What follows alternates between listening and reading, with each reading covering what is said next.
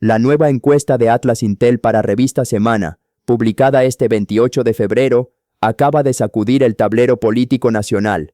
Por primera vez en esta recta previa al 2026, el panorama muestra una polarización casi absoluta.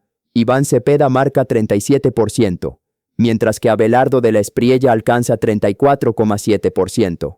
La diferencia es mínima, apenas 2,3 puntos. Estamos frente a un empate técnico que redefine todo. El resto de aspirantes queda muy por debajo, lo que confirma que el país se está partiendo en dos grandes bloques. Ya no es una carrera abierta, es un duelo directo. Y si estos números se mantienen, la segunda vuelta sería inevitable y explosiva. Hoy vamos a analizar qué significa realmente esta fotografía electoral, quién gana terreno, quién lo pierde y qué se está moviendo detrás de estas cifras. Esto apenas comienza, pero lo que revela esta encuesta podría cambiarlo todo. Colombia está viendo algo que pocas veces ocurre en una contienda presidencial. 3 encuestas, 3 fotografías distintas, y una misma tendencia que cambia en cuestión de días. Arranquemos con la primera vuelta. Según Inbamer, el 26 de febrero, Iván Cepeda aparece con 37,1%, mientras que Abelardo de la Espriella marca 18,... La diferencia es contundente, 18,2 puntos. Aquí el liderazgo es amplio, casi cómodo. Un día después, el 27 de febrero, la encuesta de GAT3 muestra otro escenario. Cepeda ronda el 34% y de la Espriella el 26%. La ventaja baja aproximadamente 8 puntos. Sigue arriba Cepeda, pero la distancia ya no es abrumadora. Y el 28 de febrero llega la medición de Atlas Intel para Revista Semana. Aquí Cepeda marca 37% y de la Espriella 34,7%. La diferencia se reduce a apenas 2,3 puntos. Esto ya es empate técnico. ¿Qué significa esto? Que en solo 3 mediciones consecutivas, la brecha pasa de 18 puntos a 8 y luego a poco más de 2. Ahora, si proyectamos una segunda vuelta, el panorama se vuelve todavía más interesante. En algunos escenarios Cepeda mantiene ventaja, en otros la diferencia es mínima, y en el caso de Atlas Intel incluso se muestra un balotaje completamente abierto. Conclusión, el país no está definido, está dividido, y cuando la distancia es tan corta, cualquier movimiento, cualquier error o cualquier alianza puede cambiarlo todo.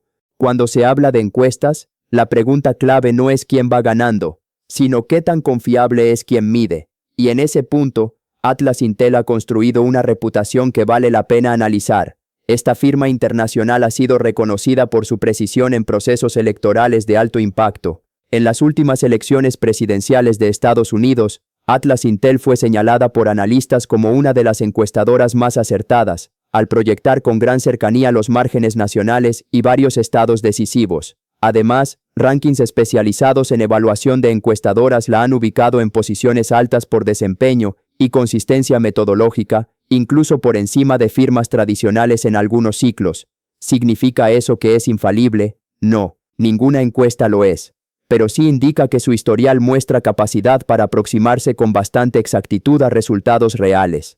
Por eso, cuando vemos cifras recientes publicadas con su sello, no estamos hablando de una firma improvisada, sino de una casa encuestadora con trayectoria internacional y antecedentes de precisión comprobada. Un poco quiero comenzar por esta gráfica, Luis Carlos, que apoya un poco su observación, que lo escuchaba en esa editorial, pues tan interesante, que no me la perdí y que comparto ampliamente. Gracias. Este es un ranking, Luis Carlos, muy interesante para entender por qué en las encuestas sumar y dividir por 2 pues no es necesariamente lo mejor. Atlas Intel, que es esta encuestadora brasilera, y esto pues no es una promoción de una empresa, simplemente es una observación. Atlas Intel, que es esta encuestadora brasilera, en el año 2024, en las elecciones presidenciales en Estados Unidos, fue la más precisa al predecir el resultado final de las elecciones entre Kamala Harris y Donald Trump, ¿no? Usted se acuerda pues que en esas elecciones Trump dio un batacazo, ¿no? Hubo una diferencia mucho más amplia de lo que la mayoría de expertos y de encuestas vaticinaban. Entonces, la diferencia final a favor de Trump en el voto nacional, porque en el voto de los colegios electorales pues fue otra cosa, creo que fue más amplia, pero en el voto popular la diferencia fue 1.5 a favor de Trump. la encuestadora de todas, en Estados Unidos hay decenas de encuestas y entendemos que están las mejores encuestas del mundo. El mercado, digamos, político y de consultoras más desarrollado, pues tendrá las mejores del mundo. Atlas Intel fue la que más se acercó al resultado final, Luis Carlos. Wow. ¿Sí? Esto es dato mata relato en su mayor expresión. Sí, entonces el error de Atlas Intel fue 0.3%.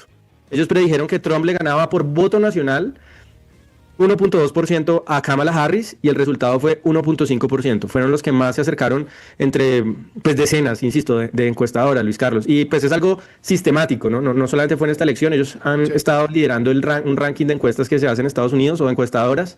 Por lo tanto, pues imagínense que si uno promediara las encuestas, pues promediaría la número 21, que fue Marist College, dice, es la encuesta de Marist College, que se descachó por 5.5 puntos. Imagínese. La promediaría con una que tiene un error de 0.3%. Pues no tiene mucho sentido. Claro, destruye. Sí, destruye el valor predictivo, digamos, ¿no? Entonces, pues no hay que medir todas las encuestas con igual valor. Igual invito a la audiencia a que vean los resultados. Insisto, yo no quiero demeritar ni mucho menos, y es una gran empresa.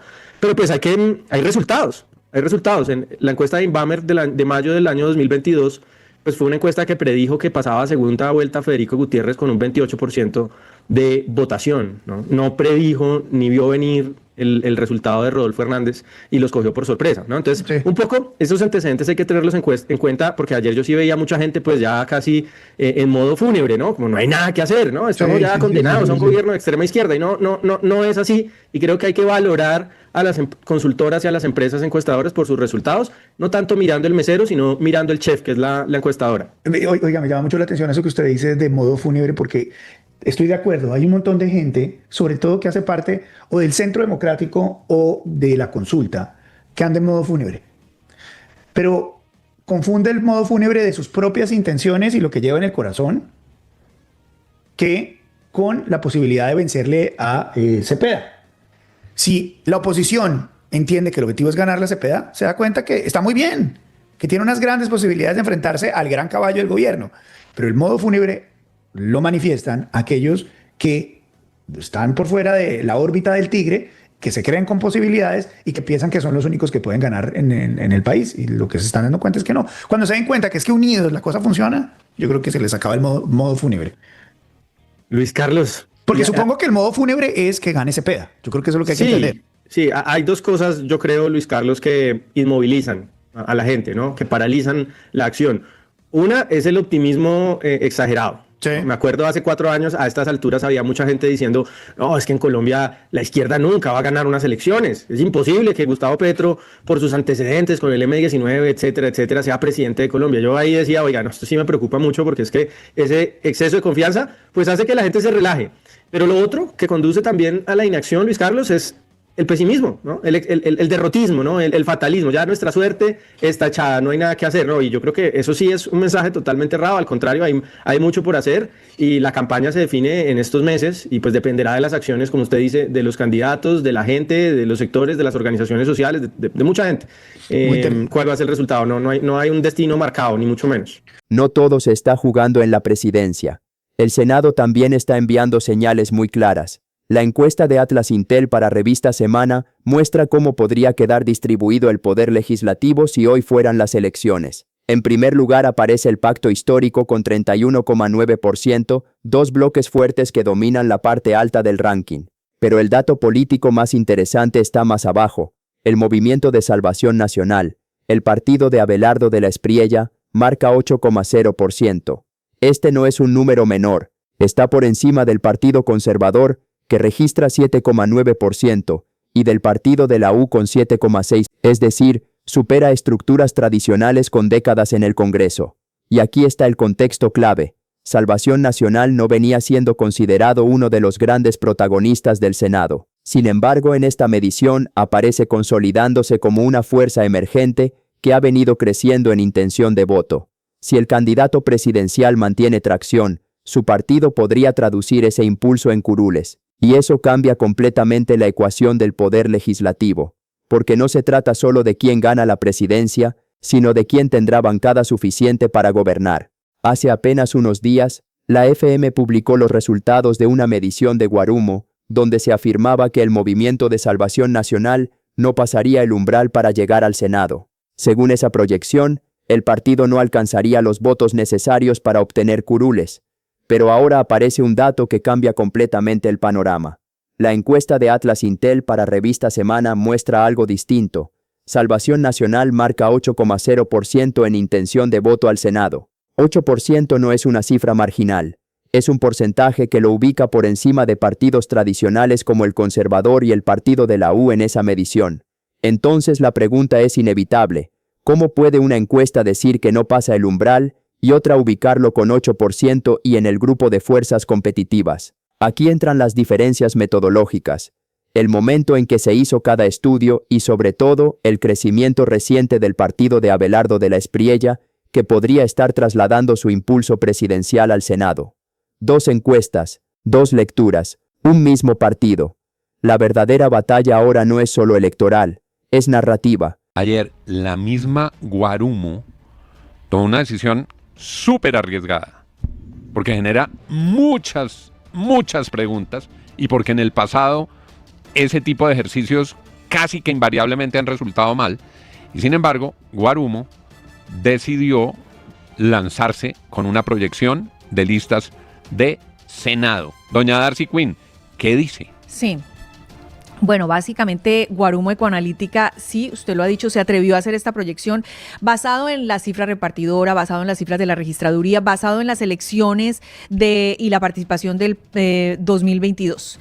Ellos en una proyección optimista, es decir, que participe el 49.5% del censo electoral, la cifra repartidora, ellos hacen, digamos, los siguientes cálculos y proyectan lo siguiente.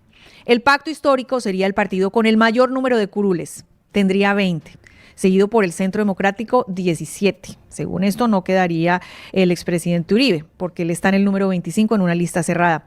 El Partido Conservador tendría 15 curules en el Senado, el Partido Liberal 15, la Alianza Verde 9, Cambio Radical con Coalición con Alma 8, el Partido de la U 7, el Nuevo Liberalismo con Mira 6 y el Frente Amplio Unitario 3. No pasarían el umbral, según proyecta Guarumo Ecoanalítica, Salvación Nacional, porque según ellos alcanzaría solamente 480,000 votos y según la cifra repartidora esto no le alcanzaría para el umbral. Bueno, ahora sí se está viendo clarito. Hace unos días dijeron que Salvación Nacional no pasaba el umbral, que no le daban los números, que no alcanzaba. Y hoy aparece otra encuesta mostrando 8%. 8, nada despreciable. Entonces, ¿en qué quedamos? ¿O se equivocaron? ¿O el crecimiento fue más rápido de lo que muchos pensaban? Porque cuando un partido pasa de no entra a marcar 8%, algo se movió. Y fuerte. Si miramos todo el panorama completo, la historia se pone interesante. Primero vimos las encuestas presidenciales. 3 firmas distintas. Inbamer, GAD3 y Atlas Intel. En una la diferencia era amplia, en otra se reducía. En la última, empate técnico casi total. La brecha se fue cerrando en cuestión de días. Después analizamos el Senado. La encuesta de Atlas Intel mostró que el Movimiento de Salvación Nacional marcaba 8% en intención de voto. No solo pasaba el umbral, sino que quedaba por encima de partidos tradicionales que llevan décadas en el Congreso. Pero antes de eso, desde la FM, se había publicado una medición de Guarumo, donde se proyectaba que ese mismo partido no alcanzaría el umbral. Y ahí es donde todo cambia.